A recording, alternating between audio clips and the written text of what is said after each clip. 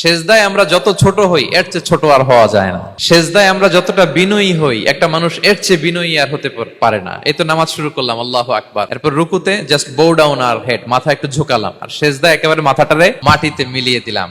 তার মানে আমি চলে গেলাম আসফালে। আসফাল মানে সবচেয়ে নিচে, আর সবচেয়ে নিচে যে আমি ঘোষণা দিলাম সুবহান রাব্বিয়াল, মানে হে রব, আপনার প্রশংসা, আপনার পবিত্রতা, আপনি আলা। আল্লাহ, আমি আর নিজেকে এর চেয়ে তুচ্ছ করতে জানি না, এর চেয়ে ছোট আর করতে পারি না। আমি আমার নিজেকে উজাড় করে দিলাম, সবচেয়ে ছোট, তুচ্ছ, নগণ্য করে আপনার সামনে উপস্থাপন করে আমি ঘোষণা দিচ্ছি সুবহান রাব্বিয়াল আলা। পবিত্রতা সেই রবের যিনি আলা, সর্বোচ্চ। সুবহানাল্লাহ পড়েন। তাহলে সিগনিফিকেন্সটা বুঝতে পারছেন কেন বিষ্ণু ইসলাম এটা পড়তেন সুবহান রাব্বিয়াল আলা?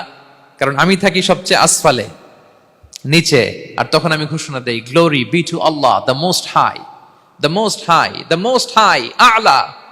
আল্লাহ, আমি একেবারে নিচে, কিন্তু তুমি হচ্ছে আলা।